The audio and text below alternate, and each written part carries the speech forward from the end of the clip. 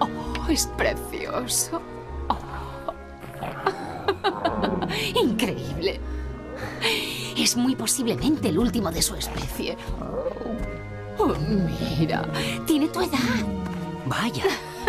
No me extraña que os llevéis tan bien. ¡Ay, ay, ay!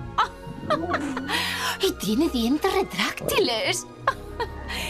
¿Cómo has conseguido? Me lo encontré en el bosque. Estaba derribado y herido. ¿Y esto qué?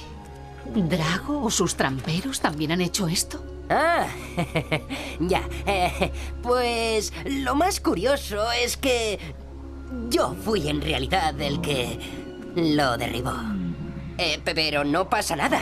Luego se vengó, ¿verdad, campeón? Podrías haberme salvado entero, ¿a que sí? Pero tenías que vengarte, así que ¡pata postiza!